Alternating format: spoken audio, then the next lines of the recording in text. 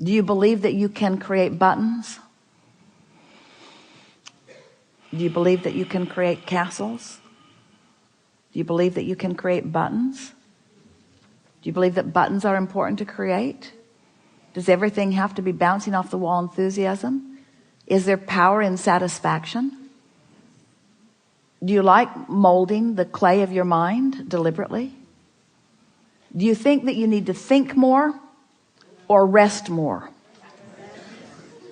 Do you think that you need to try harder or try less? Do you associate trying with action or thinking? Do you need to try to think better thoughts? It was a trap. Do you need to try to think better thoughts? Or do you need to relax into better thoughts? Will the better thought come in the relaxation? Is the better thought already there? Is the better thought a manifestation that will flow into your grid if you will allow it? So, do you think that you get more done with your long list of things you need to do? Or do you get more done by allowing yourself more leeway? If we were standing in your physical shoes, we would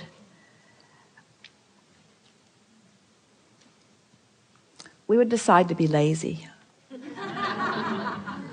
We're reaching for the perfect word. We would decide to be lazy for a little while.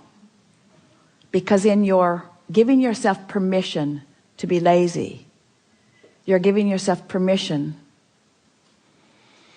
to allow your grid to fill in with everything that you've already chosen and put into your vortex. The word lazy has an unpleasant connotation, doesn't it? Because it's humans measuring themselves against other humans based upon a flawed premise. And the flawed premise is, the more you do, the more you're worth. And that is the most flawed of all flawed premises. I'd like to give you the premise that is at the basis of your universe. The better you feel, the more you allow. You could not be more deserving. You came as deserving beings into this time-space reality with powerful and clear intent.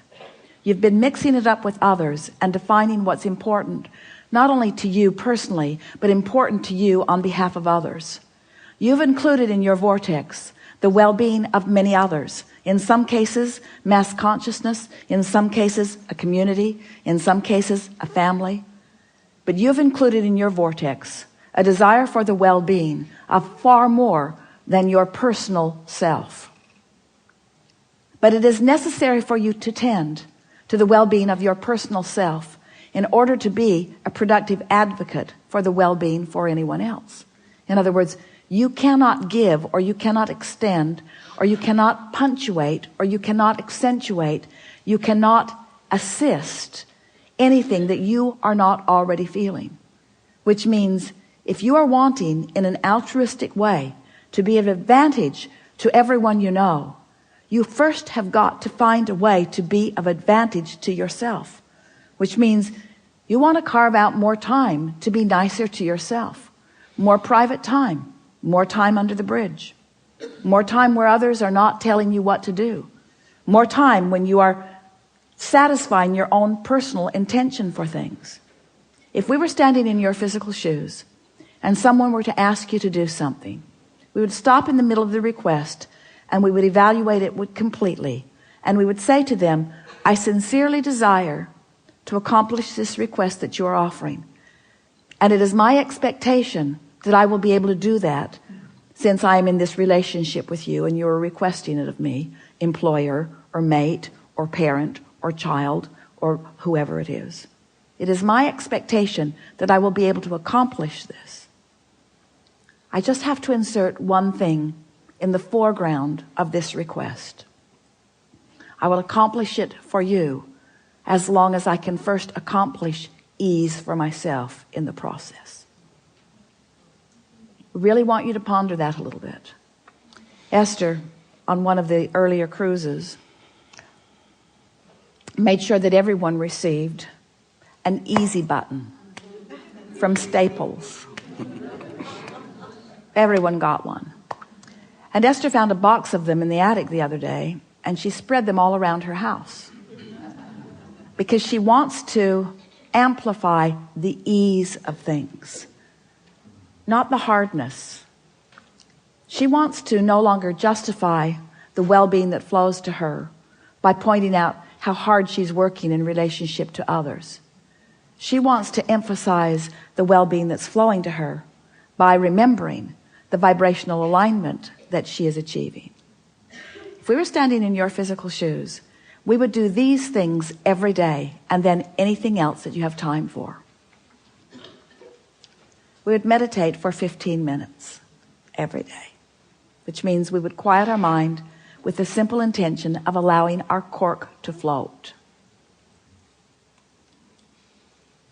We would go outside no matter what the weather, and we'd move around in it in appreciation of this planet.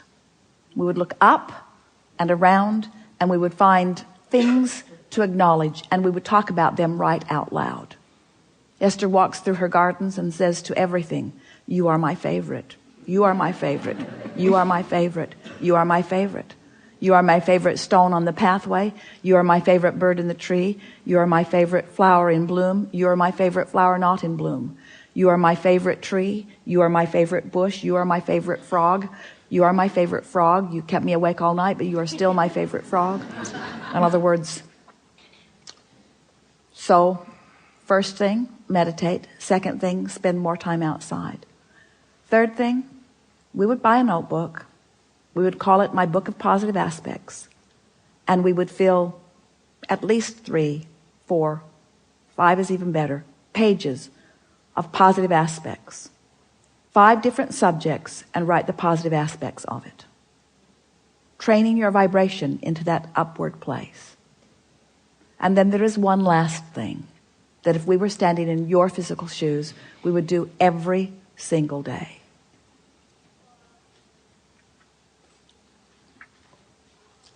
We would look upward and outward.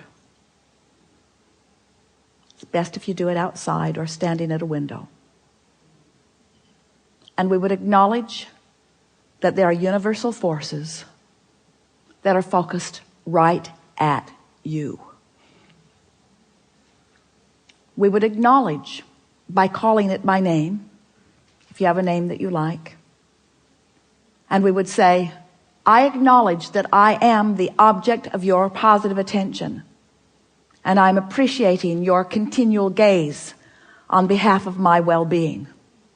And today, no matter where I am, no matter where I am going, no matter what I am doing, and no matter who I am doing it with, I will be in conscious awareness that you too are there with me, appreciating me, supporting me,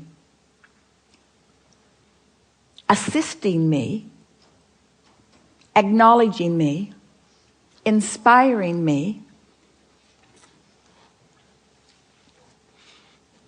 guiding me, having fun with me, acknowledging me, supporting me, assisting me, inspiring me, helping me, guiding me, aware of me, loving me, showing me, inspiring me, guiding me, helping me, uplifting me, showing me." Get into an endless loop of that acknowledgement and watch what begins to happen in your life as soon as this day. Your vortex is filled to the brim with specific requests that you have put there and that you are deserving of the realization of. And it's time for those realizations to be flooding into your experience at a rate that will astonish those who surround you. It's time for you to remember what you've put there. and to bring it forward active into your today experience. We've been talking to you all day from our appreciation of who you are. But even as we express it from our powerful point of knowing, we know that you don't yet know who you are. You don't, for the most part, understand the important role you play in the expansion of all that is. We stand as the beneficiaries of all of the vortices that you have accomplished, and we revel in them. But it is our powerful desire that you now, here in your physical bodies, allow yourselves to be the recipients of the physical manifestation of those things that you have put there. Because that was the plan. You didn't say, I'll go forth and fill up a vortex full of things that I care about and deny myself of the realization of them. You said, I'll go forth and I'll experience the fullness of that, you see.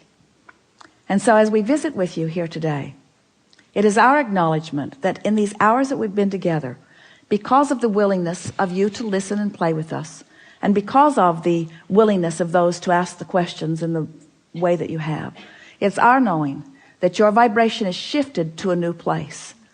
And it is our expectation that your expectation has also shifted to a new place. Your life is forever changed, and we don't say that to everyone. We don't say it every seminar.